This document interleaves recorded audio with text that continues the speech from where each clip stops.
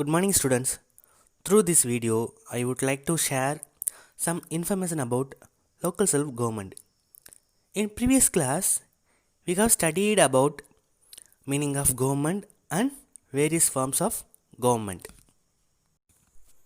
In this lesson, we are going to learn about the meaning of local self government and to study and understand the development of local self government before and after Indian independence and to know about the historical origin and development in local self governments in Tamil Nadu. Students, in between of the lesson, I would like to share some information related to this lesson. So everyone should take notes of it or hear carefully. Then, local self government. What is mean by local self government? Local self government is an institution comprising of locality elected representatives managing the affairs of the locality and providing them with basic amenities, that is called local self government. Local self government administrate of an area or small community such as a village or town or city. It works at the grassroots level, close to the people and touching their everyday life. Touching their everyday life. Students, why do we need local self government? Because there are number of problems and issues that are best settled at the local level because people have a better knowledge. People have a better knowledge of the problems in their localities. The local people are aware of their needs and can priorities and can priorities. It helps to initiate the process of direct decision making. It helps to inculcate the habit of democratic participation. Local government is the best way to realize one important principle of democracy, namely local self government. Then, historical background of local self government in India. In India, the ideal of local self government is very old concept. Is very old concept. It was at its zenith. It was at its zenith under later Cholas or Imperial Cholas period in Tamil Nadu. At the same time, during Mauryan period in North India, local self-government functioned properly. During Mauryan period in North India, local self-government functioned properly. But during the medieval period,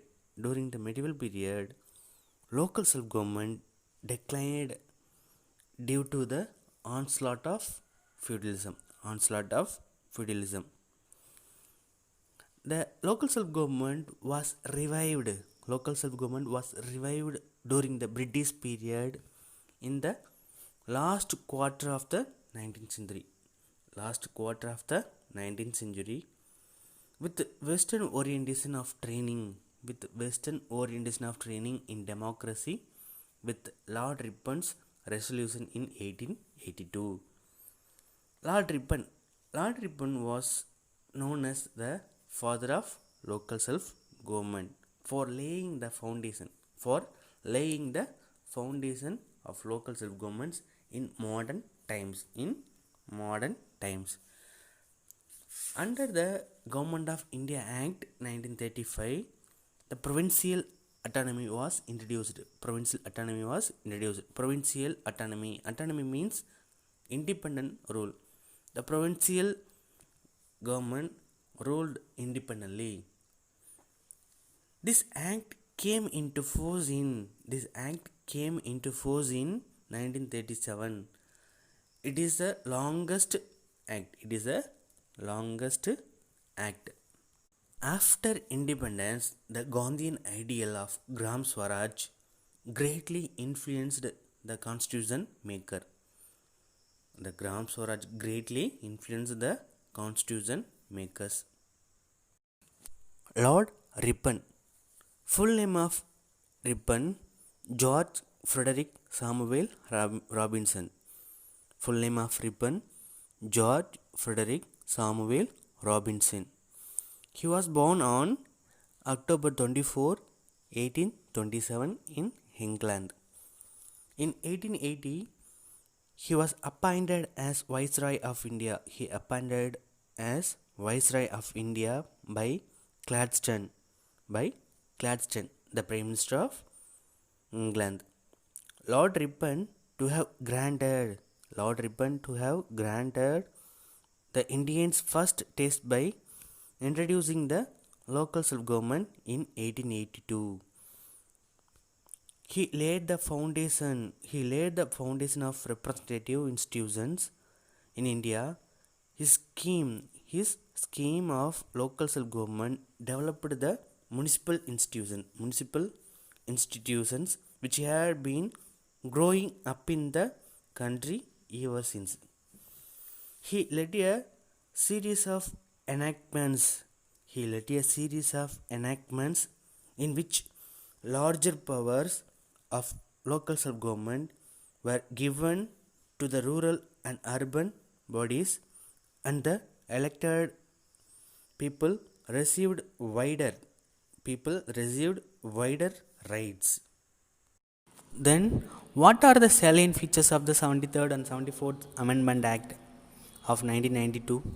First point, Panchayat and municipalities will be institution of self-government. Panchayats and municipalities will be institution of self-government. Then, introduce of three-tier system of panchayats at village, taluk and district level. The introduce of three-tier system of panchayats at village, taluk and district level. All level seats filled by the direct elections.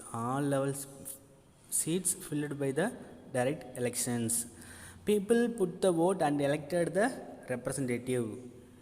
Then seats reserved for chairperson of the panchayats at all levels also shall be reserved to proportion to their population. Then uniform of 5-year term. Now I am going to explain in detail about 4 important committees. First one, Balwant Rai Mehta Committee 1957.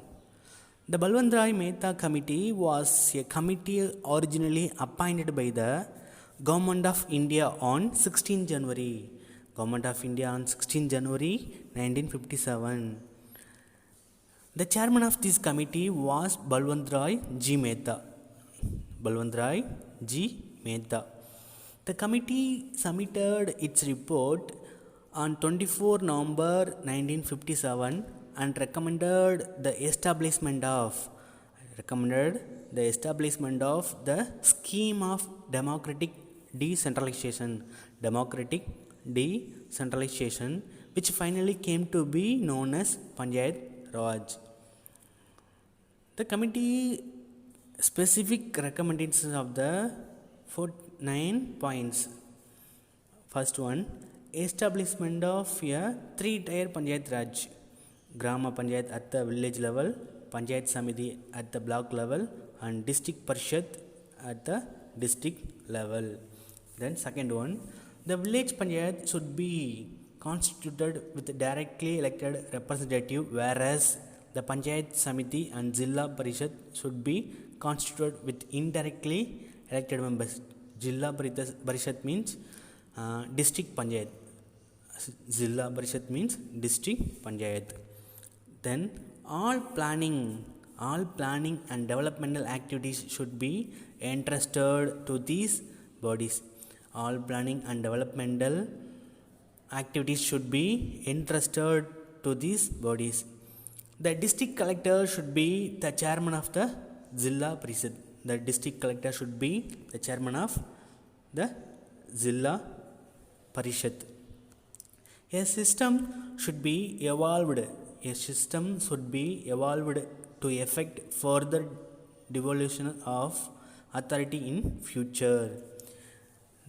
Then, irrespective of political parties, elections had to be constituted for every 5 years in a genuine way.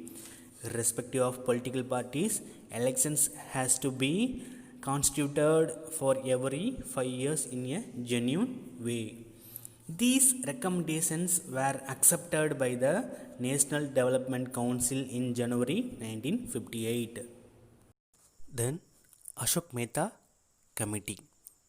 In December 1977, the Indian government appointed a committee on Panchayat Raj institutions under the chairmanship of Ashok Mehta. The committee submitted its report in August 1978 and made 132 recommendations to revive and strengthen the declining Panchayat Raj. Strengthen the declining Panchayat Raj system in the country. As a result of the report, the Indian states of Karnataka, Andhra Pradesh and West Bengal passed new legislation. Now I will tell only few points out of 132 recommendations. First point, the three-tier system of Panchayat Raj should be replaced by the two-tier system. Two-tier system. Zilla Parishad at district level and Mandal Panchayat consisting of a group of villages covering a population of 50,000 to 20,000. 15,000 to 20,000. Then second point, a district should be the first point decentralization under popular supervision below the state level. Third point, Zilla Parishad should be the executive body and made responsible for planning at the district level. And there should be an official participation of political parties at all levels of Panchayat elections. There should be an official participation of political parties at all levels of Panchayat elections. Then the Panchayat Raj institutions should have compulsory powers of taxation to mobilize their own financial resources. Then seats for SC and ST should be reserved. On the basis of their populations. Here SC means full form SC, scheduled communities, and ST scheduled tribes. Then G.V.K. Rao Committee. The Planning Commission in 1985 appointed the Committee on Administrative Arrangement for Rural Development and Poverty Alleviation Programs under the chairmanship of G.V.K. Rao. The committee came to conclusion that bureaucratization of development administration opposed to the democratization has weakened the Panchayat Raj system. This committee recommended more points to Indian government. First one, Zilla Parishad should be of prime importance in plan of democratic decentralization. Zilla Parishad should be of prime importance in plan of democratic decentralization. Prime importance means first priority. Then a post of district development. A post of district development commissioner must be created.